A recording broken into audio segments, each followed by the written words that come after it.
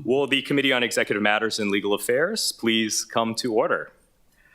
I'd like to welcome Committee Vice Chair Radiant Cordero, committee members Esther Kiaina, Val Okimoto, Matt Wire, and Andrew Tupola. Council members Say, Tulba, and Waters are excused. Before we start our meeting, I have some procedural announcements to make. Pursuant to Act 220, Session Laws of Hawaii 2021, this meeting will be conducted as a remote meeting by interactive conference technology with the following procedures in effect for the meeting. Item number 2, Resolution 22-252 on page 2 has been canceled, and no testimony or discussion will be taken. Members of the public will be allowed to provide oral testimony on all items on the agenda in 2 ways, remotely and in person in the council chamber. Persons entering the council chamber to testify are requested to spread themselves out. If the chamber becomes crowded, persons may be requested to wait outside the chamber until called to testify. Oral testimony, both remote and in person on each agenda item, will be allowed when the item is taken up in the following order. 1, in-person testimony in the council chamber, and then 2, remote testimony. Before testifying, each person shall state their full name and the agenda item they're testifying on. Each speaker will be limited to a 1-minute presentation per item. Act 220 requires all votes at remote meetings to be conducted by a roll call unless unanimous. Therefore, if any objections are noted, I will call for a roll call vote. For those council members participating from outside the council chamber, for which we have none today, if we lose contact with you under Act 220, the meeting will automatically recess and cannot reconvene until we reestablish contact. Written testimonies, including the testifier's address, email address, and phone number, may be posted by the city clerk and available to the public as described in the posted agenda. And as a courtesy, please turn off all cell phones for the duration of this meeting. First up, members, agenda item number 1, Resolution 22-262 urges the city administration to formally recognize and observe November 28th as La Ku'okoa Hawaiian Independence Day. Members, we have a hand-carried CD1, I understand, submitted by Councilmember Kiaina, and I'll defer to Councilmember Kiaina for the summary.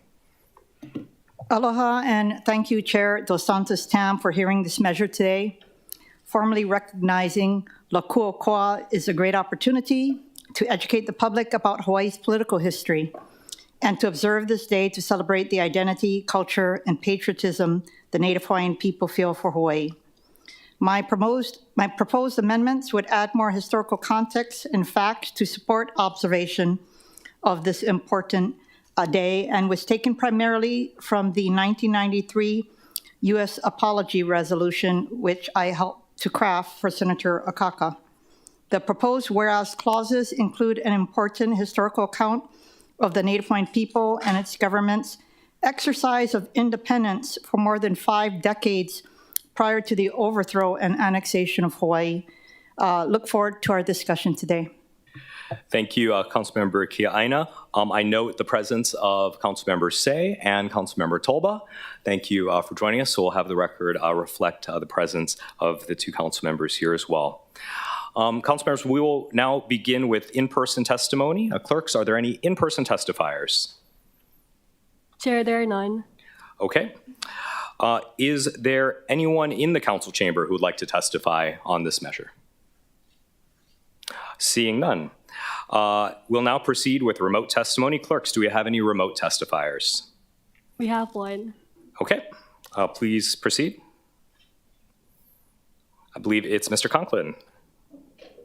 Please state your name for the record and begin, and you're on mute.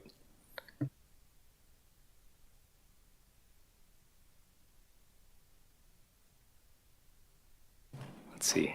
Can we unmute Mr. Conklin, or maybe it's on your Zoom?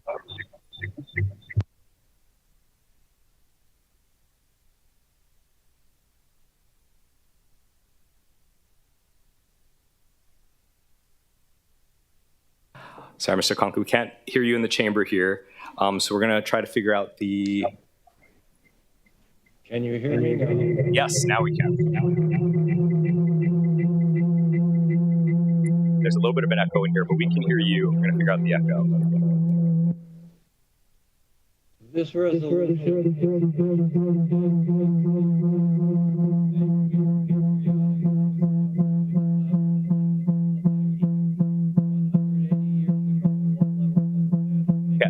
Mr. Conklin, we're going to pause just a second. There's an echo, and I don't know if it's maybe your speaker is on your computer and your microphone's picking it up, or if it's something here in the chamber. Give us 1 second. Is that on your end? If you can turn off your speaker, but we can still, I think we should still be able to hear you, because we do want to hear your manao on this. So give it one more try. Can you hear now? There we go. Yes, thank you. Please proceed. Can you hear now?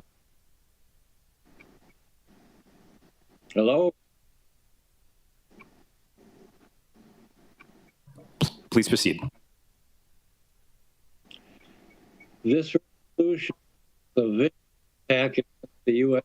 saying hatred to a living foreign of Hawaii. 180 years ago, a diplomat from England and other France signed papers recognizing Hawaii as a nation. But then 50 years later, Hawaii Resolution, the president of British Victoria herself, not level of that person, letter formally recognizing the Republic as the successor of, along with 17 emperor kings and presidents. My testimony is of those anyone who votes for the solution resign immediately because you violate your pledge against the United States and your office to support and defend our Constitution. Okay, okay, Yahoo, oh, Ola, Oko, Maha, Oko, Oko, Ohe, Yahoo. Okay, thank you, Mr. Conklin. We do note that we have your written testimony as well. Now, I understand that there are at least two other individuals who would like to testify remotely. We'll begin with Rebecca Soon.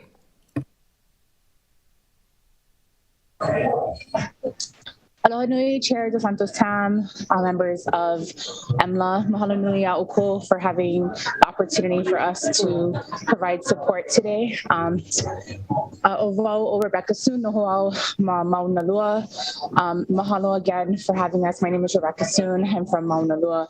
Just want to provide support for this measure. Recognizing La Ku'uko'a allows us really to celebrate Hawaii's rich and diverse political history. This includes diplomatic recognition and relationships with the United States, France, Britain, of course. Our history is quite complicated, but I think acknowledging it in all forms and for all communities is an important part of how we continue to move forward in all political spaces. So I wanted to just provide my support for this measure, as well as for Vice Chair Kia Aina's CD1, and just mahalo for the opportunity. Aloha. Okay, thank you for that. And the next individual who is registered to testify remotely is Angela Young.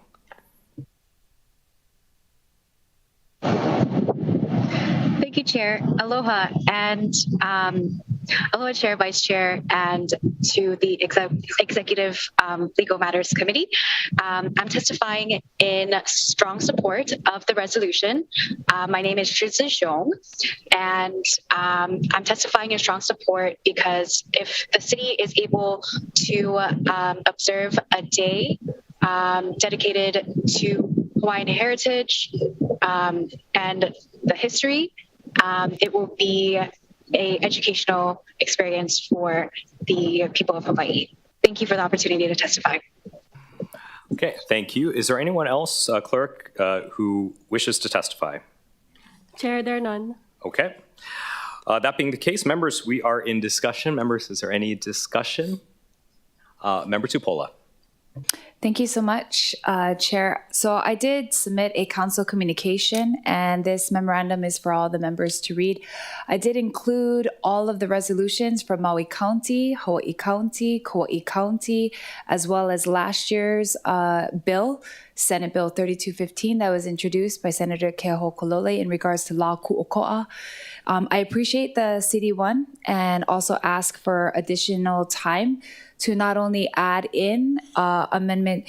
Although small, I do think that historically getting this correct would be advantageous for us, especially since a lot of the other counties have already done this, to acknowledge that the emissaries Timoteo Ha'alilio, William Richards, and George Simpson were sent by Kamehameha III, as well as July 6, 1844, which thank you to Councilmember Ki'aina for adding in 1826, 42, 49, 75, 1887, basically the years of which the United States did recognize Hawaiian sovereign independence.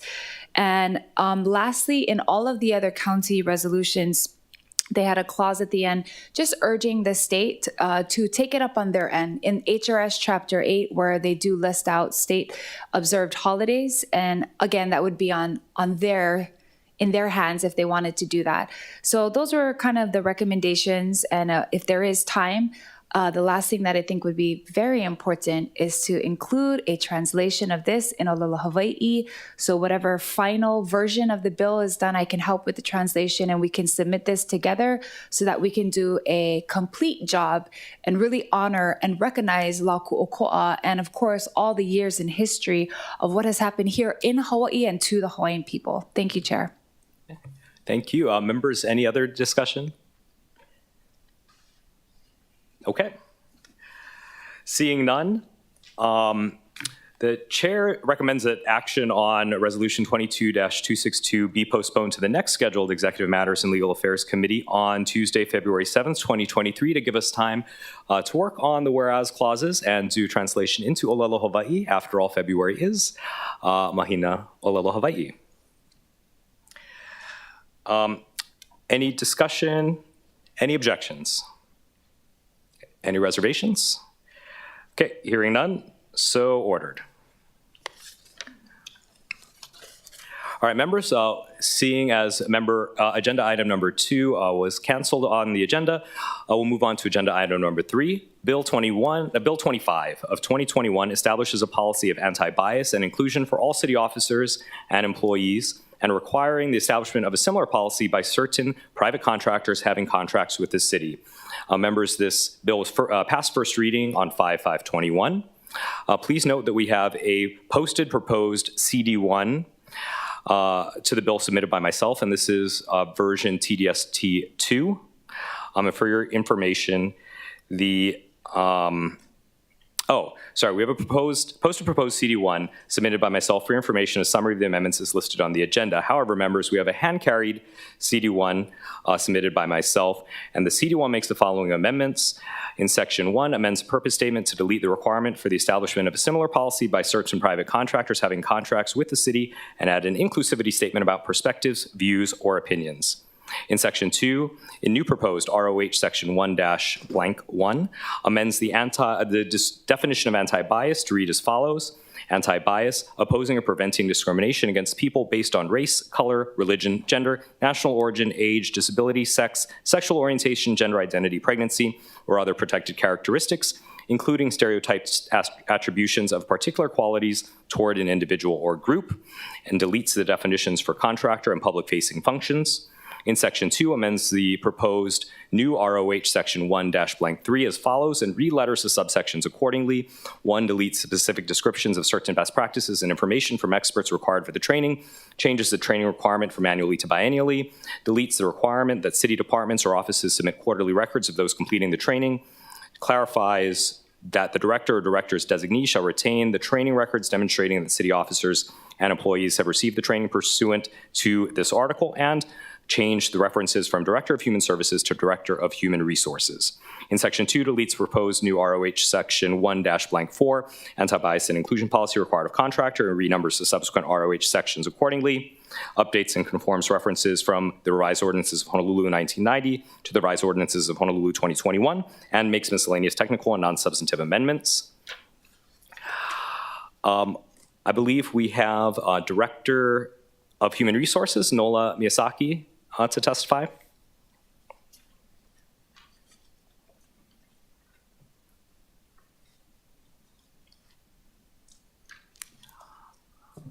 Good afternoon, Director. Good afternoon. Thank you, Chair Dos Santos Tam. Good afternoon, members of the committee. Thank you for this opportunity to testify on this very important bill, and I'm glad we're having a chance to bring this forward again. The Department of Human Resources supports the intent of the bill, Bill 25, and the revisions as proposed.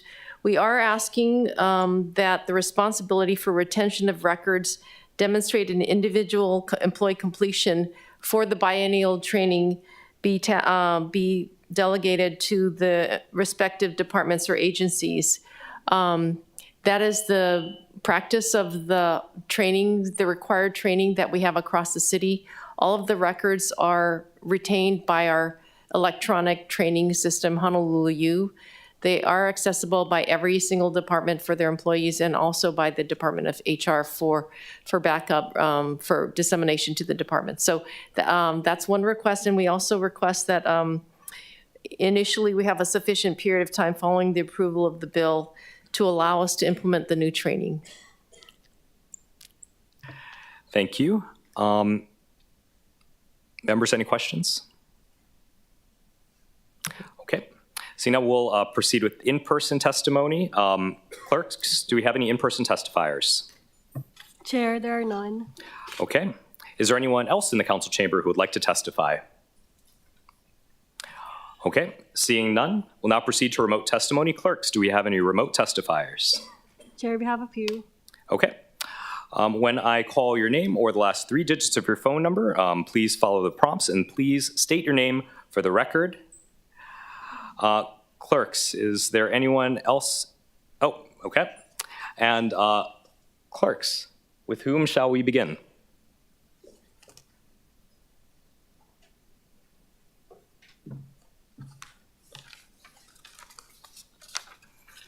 Oh. All right, I see that we have Michael Gloyu Jr., then Denise Sukiyama, and then Rebecca Soon registered. So we'll proceed with Mr. Gloyu. Chair, the testifier has not joined the meeting. He's not on, okay. Denise Sukiyama.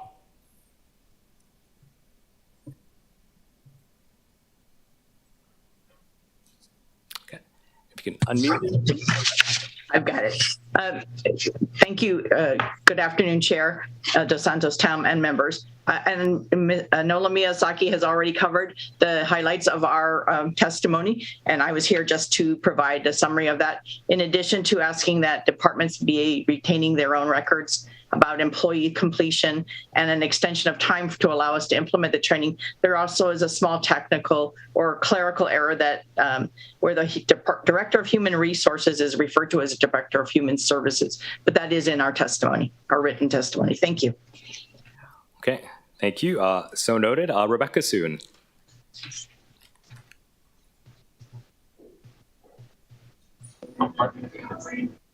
Aloha again, Chair Dos Santos Tam and members of the Committee on Executive Matters and Legal Affairs. Mahalo for the opportunity to testify in strong support of Bill 25. My name for the record is Rebecca Soon, and I reside in Maunalua. I just wanted to, I submitted written testimony and stand on that in large part. I just wanted to comment on 2 specific things. One, in support not only of the base measure, but especially of the CD1. I think that the additions that Chair Dos Santos Tam has made with respect to ensuring the protection of individuals based upon sex, sexual orientation, gender identity, and pregnancy are all extremely important and critical to our diverse and inclusive community. I think it's important not only that our government not discriminate, but that our government also set the tone for what's appropriate for our larger community. And the second thing I just wanted to very briefly highlight is that as someone who previously served as the Deputy Director of a department in the executive branch, I really found the training and support that the Department of Human Resources provided to be extremely valuable. And just very quickly, especially with respect to Administrative Sukiyama, her staff is really incredibly supportive and helpful in helping the departments to navigate and to understand the complexities of how we ensure that our employees are properly treated. And so I just wanted to say that I think that, speaking as a member of the public, I certainly think that these departments are more than capable of carrying forward this very important charge. And so mahalo again, Chair, for providing leadership here. Mahalo. Thank you. And then we have Angela Young.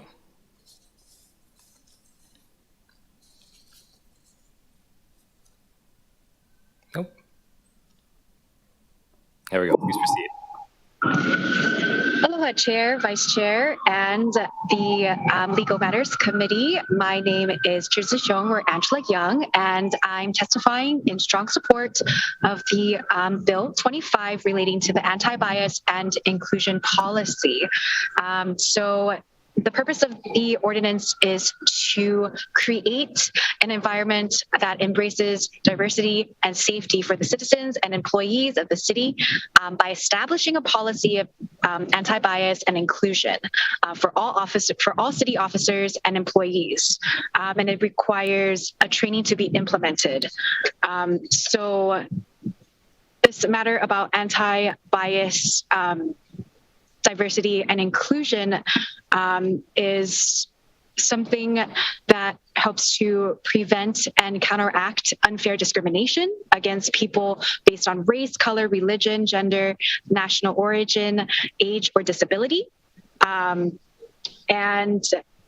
This creates an equitable environment in the city programs and in each of their departments. So I am in support, and thank you for the opportunity to testify. Okay, thank you. Clerks, is there anyone else standing by remotely to testify? Chair, there are none. Okay, in that case, members, we are in discussion. Members, is there any discussion? Okay, seeing none. Well, that was easy. The chair's recommendation is that Bill 25 of 2021 be amended to the hand-carried CD1, that's OCS 2023-0018-1/10/2023, 7:28 a.m. Any discussion? Any objections? Reservations? Hearing none, Bill 25 is amended to the CD1.